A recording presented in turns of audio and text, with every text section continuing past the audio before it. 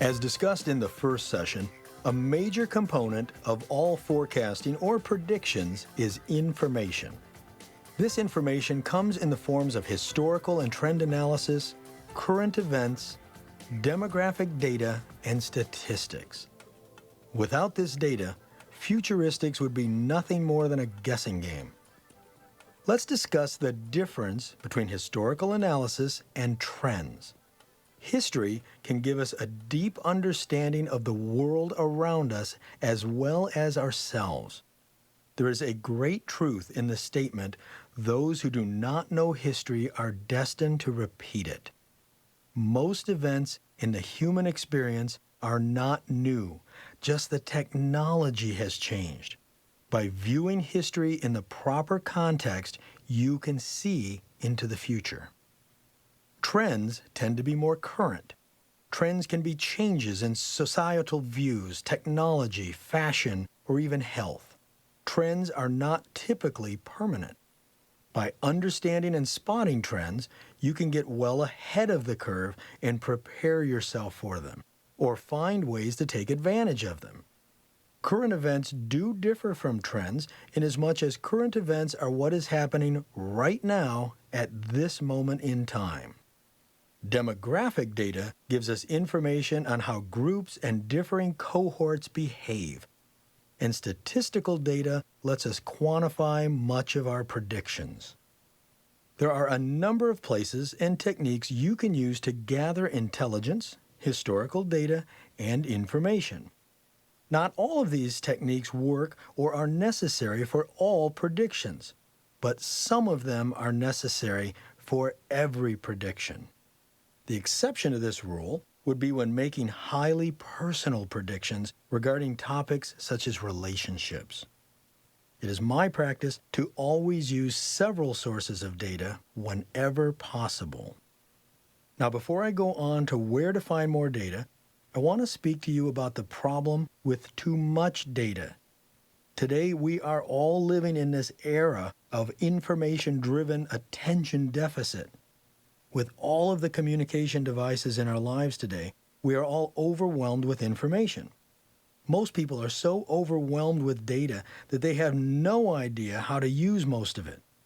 Be selective and pursue the data that is relevant, the information that matters. One of the best ways to do this is with the first technique we're going to talk about. Now, I call this scan and save. Now, this is my favorite technique and a very important tool for predicting the future in the areas of business, geopolitical events, trends, and health. I personally read about 35 to 40 magazines per month, scan through 7 daily newsletters, review several websites per day, and then read several books on specific topics of interest to me. Add to this audio learning systems like this one that I listen to in my car, probably like you're listening to this one right now, seminars, webinars, and some TV and radio news. I carefully scan through all of these publications and sources looking for headlines and keywords that I think are important or relevant to what I'm predicting. When I find something of value, I then read that entire piece. If it's in print, I highlight the areas that I find most important, then clip the article or save the publication. If it's an online source, I'll copy it to my computer or bookmark the site. I will then take much of this data or collected information and place them into specific files based on topics. Then when I'm working on something that involves this area, I can refer back to my collection of information. When reading books, I have sticky tabs and a highlighter present so I can mark the important lines and place tabs on the pages that contain them. Again, this works as a ready resource for me to go back and find the gems of information that I have come across. Now, of course, this is how I do it. If you find a better method that allows you to quickly reference information, use what works for you. But there is another benefit to this process besides creating files of information. You actually absorb the information, and when an event occurs, you will find yourself able to recall much of this information. Oftentimes, you may be capable of making an accurate prediction about something instantly without the necessity of research and modeling. Now, this does not mean that you quit using your predictive models, but it sure makes life a lot easier when you can spot the winners from the losers quickly. The more you practice, the better you will get at making quick, accurate judgments. Some people think that the amount of reading and learning that I do is way too much. I've heard every excuse in the book, from I work too much to study to I can't take away from my family, community, or whatever. But what they're really saying is, it sounds like too much work. Well, you know what? It is a lot of work. But it's exciting and pleasurable because I'm taking in data about issues and events that I'm passionate about. When you're excited and love what you're doing, it really doesn't seem like work. If you don't believe me, then answer this question. What is the difference between a job and a hobby? It's passion. In fact, we all know people that work harder at their hobby than they would ever consider doing on their job. And maybe you're one of these people. You need to build your hit list of what data is important to you. Whatever the topic that you wish to make predictions about, there is a long list of publications, websites, newsletters, blogs, and other sources that you can scan and save every day. And don't forget all the books available on every subject. When you take in as much collective wisdom and knowledge as possible, you are standing on the shoulders of others. Next, let's talk about history. History can come in the form of formal research, or for more personal predictions, it is simply discovered by a deep understanding of our own past. Prior to the internet, historical analysis was a real stumbling block to futuristics because of the cost of accessing or owning all of the necessary data. But now practically everything you could ever wish to know about history is right at your fingertips. You have access to the collective knowledge of the world on your desktop computer. Using search engines, you can work your way down into subjects starting with basic search terms, then try refining your terms to be more long tail or specific. Keep drilling into sites you visit, looking for more links or keywords that can take you deeper. Often I will read something of value that is a direct quote from someone else. I'll then search for that author or person and find out what else they may have published on the topic. And of course, since I'm objective, I check out their credibility. By looking for blogs or reviews about that person, I'll find other people's writings and opinions. I will also, depending on the subject, look for news items on the author, or I'm reading to see if there are public records or derogatory news items. History and its study is critical. It's not something you can skip because the subject was never of interest to you in high school or college. Ignoring history and its importance to futuristics will result in one thing: failed predictions. Remember when I discussed the dot-com bubble in 2000 and how I figured out that it was time to get out of the market? That was historical analysis, pure and simple. I went to the web and started looking up the history of technological shifts. I then scanned these stories for the names of the companies that were the first movers or early adapters. Armed with this list, I then searched for information on the histories of these firms and what happened with them. This really didn't take me that long to do, but suffice it to say that I was the envy of the block when those around me were losing fortunes. Not only did I not lose a penny, but it just feels good to be ahead of the rest.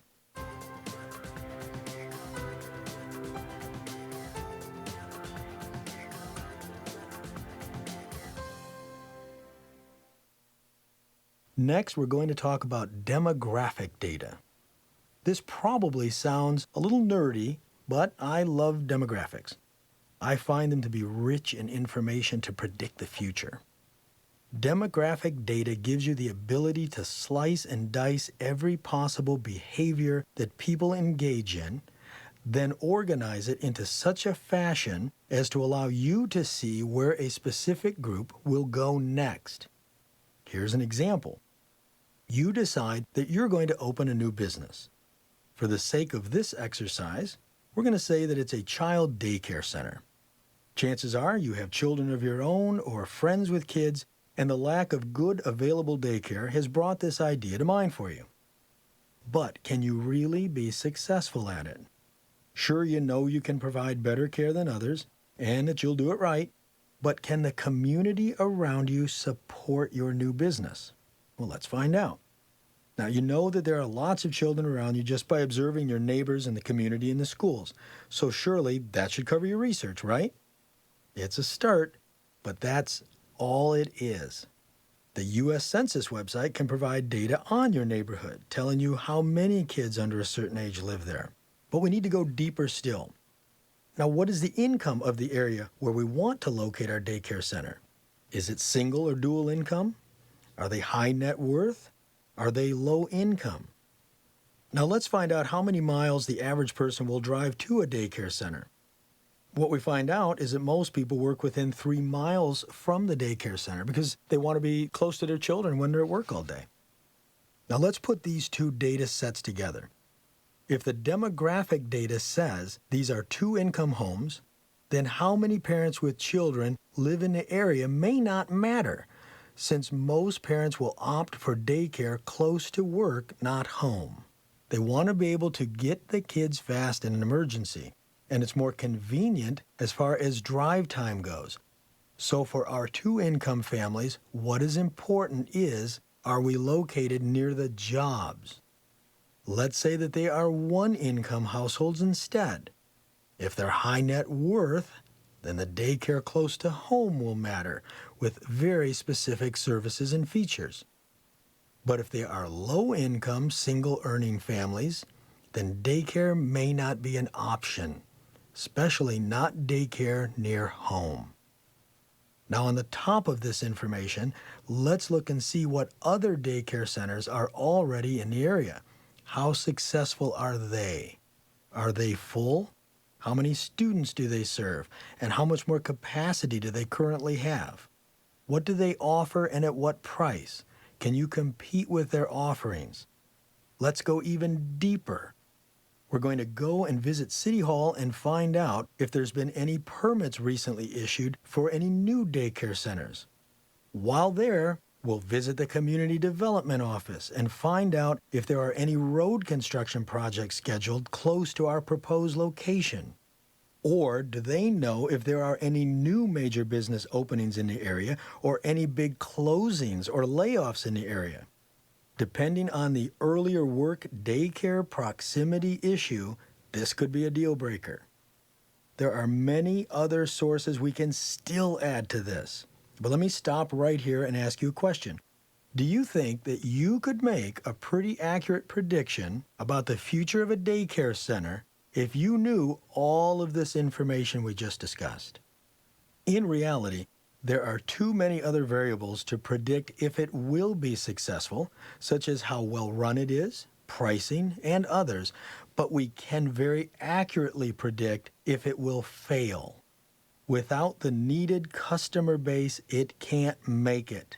Sometimes knowing how to predict what won't or can't happen is all the information that you need.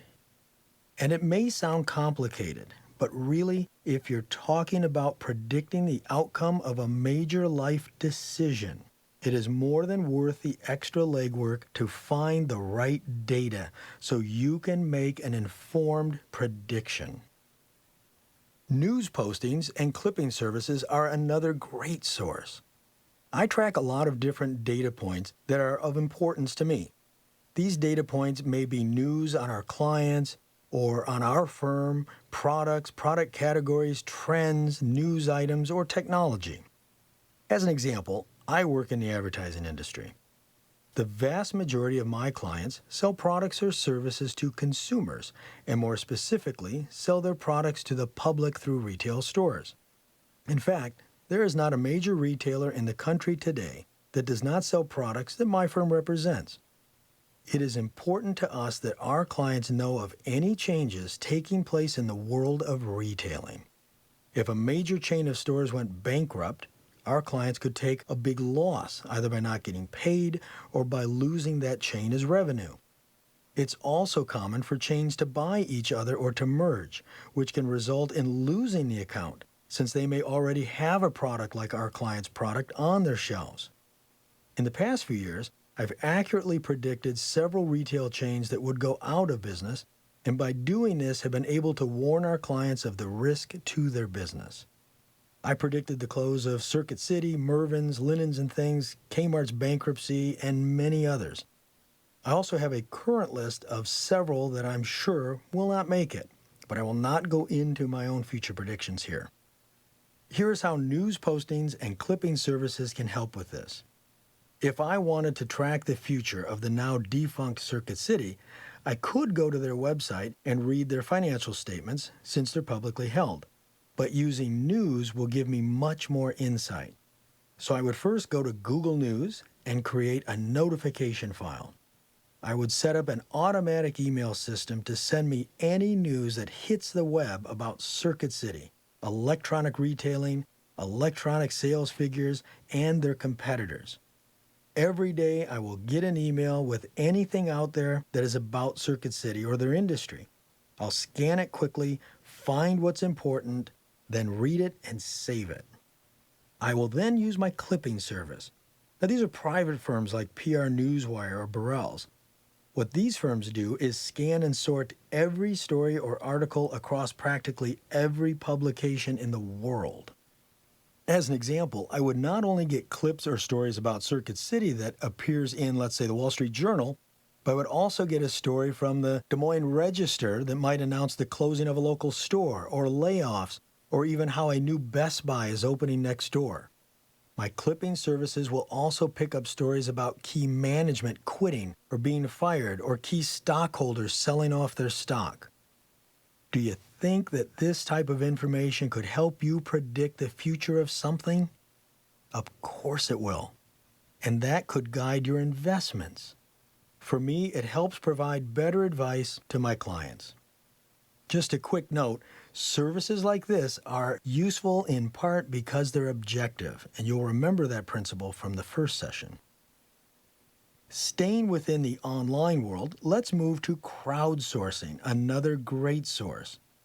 The premise behind this is that everyone in the world knows something of value. They know something that you can use. Everyone in the world knows something that you don't know. It's also built on the premise that there is a collective intelligence, that if you put enough people together, you will get the right answer. In other words, the crowd is smarter than its smartest individual. The TV show Who Wants to Be a Millionaire is a great example of crowd intelligence. Now, we're all familiar with this show. Now, in the show, contestants are asked a series of 15 questions, each one becoming increasingly more difficult and of higher dollar value. If a contestant feels they do not know the answer, they have an option for a lifeline. These lifelines can be to call a pre-selected person that the contestant picked in advance, or they can ask the audience. I would assume that most contestants pick someone they believe to be very smart and likely to know a lot of diverse subjects. And the numbers would bear this out. Based on the show's history, the Call an Expert Lifeline has proven to be 65% accurate, which is pretty impressive. Now I'm going to ask you, what do you think the audience lifeline accuracy is? It's 91%. Does this mean that the audience is smarter than the contestant or the smartest person the contestant knows? No. It means that everybody knows something that you don't, and that everybody knows something of value. Let me explain why this 91% accuracy is really not amazing at all. When the host asks the question, there are 4 possible answers given. It's a multiple choice.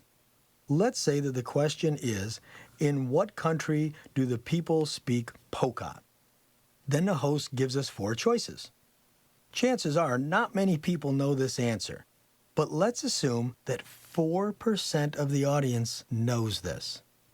Then the other 96 will guess at it, and mathematically, they will guess equally.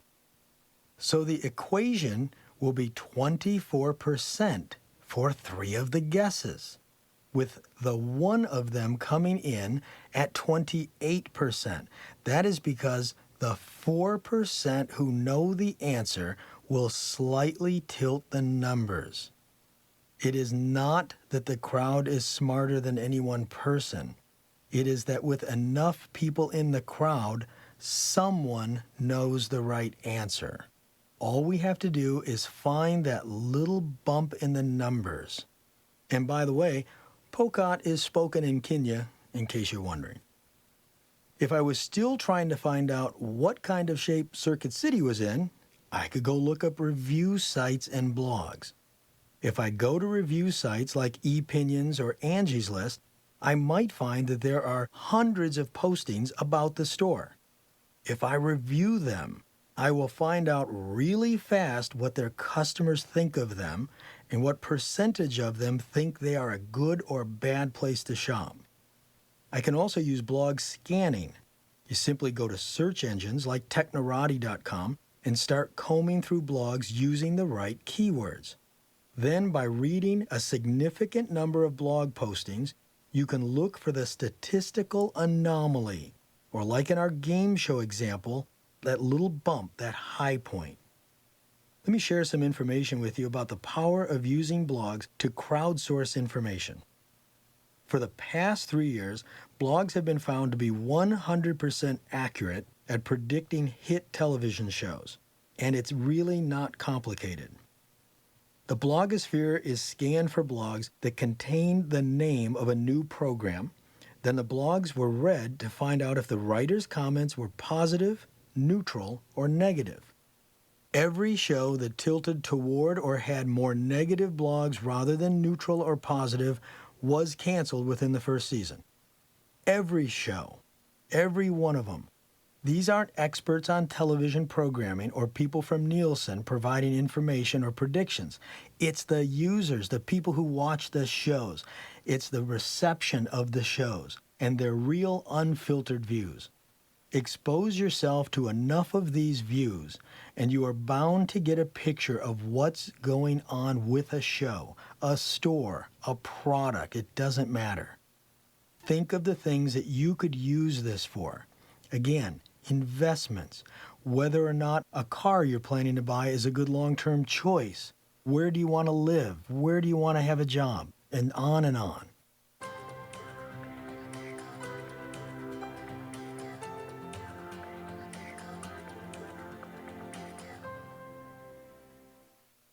Now we're on to Google Trends. This is a great source of fast information and sometimes the only one I need in order to decide that an idea is not viable. Google offers a number of free research tools, one being Trend Analysis. Now here's how it works. Using the tool, you type in certain keywords or phrases, and the tool tells you how many people are searching for those words and what direction that trend is going over the past year. This is pure, accurate research that can't be disputed. This is so powerful of a research tool that Google is now working for the CDC, for the Center for Disease Control, to help them track diseases like the flu. Google can tell if a flu is increasing or decreasing by measuring how many people are searching for flu treatments or flu symptoms. They can track searches by geography and tell the CDC where it is breaking out first and what direction it is traveling based on geo-targeting of the search patterns. Sticking with the Google Trends model, I'd like to touch on web analytics for those of you that run or control websites. There are many very powerful web analytics programs that can be programmed into your website. Programs like Omniture, Web Trends, and those are pricey, but very, very amazingly powerful programs.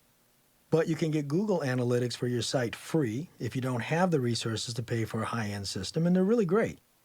Web Analytics is a very pure, form of research and trend analysis. By watching how people use your site, how they travel through it, where they come from, how they find you, what words they search to get to you, and so on, you can establish trends over time that will prove accurate for your website, which in turn will apply to your business. Another great source for research is industry white papers, university papers, government reports, and posted private research such as Case-Shiller, Rasmussen, or Gallup. By searching these sources for information, you'll find an amazingly limitless amount of research that can help you with your predictions. Finally, let's discuss paid research. As an example, I use a lot of information from IRI, Nielsen, and TNS Media. With these sources, I can quickly predict how well a product is going to sell in the future, what brands may have a negative effect on our clients' products, and in many cases, watch what our clients' competitors are doing month by month. For the most part, there are research and future projections available for most topics and industries. These reports can be invaluable when what you are predicting is a high-stakes project. As I've said many times, the quality of your forecasts, predictions, and scenarios will only be as good as the information that you gather. The more time you spend collecting the intelligence and reviewing it, the better. Whenever possible, try to have multiple information sources, compare them, and use them as a means of checks and balances against each other. When you find that several dissimilar pieces of data or sources of information corroborate each other, you are probably onto something. The items we just covered are pretty extensive, but by no means is it an exhaustive list of places you can find information. As you learn futuristics, you're bound to find some pretty good resources for yourself. And of course, as the internet evolves, odds are good that something else will come along that will be profoundly useful to developing accurate predictions. Part of being accurate is keeping your ear to the ground so you can find the next great source of information. Now, coming up in our next session, we're going to start pulling all of these things together so you can begin making your own predictive modeling graphs.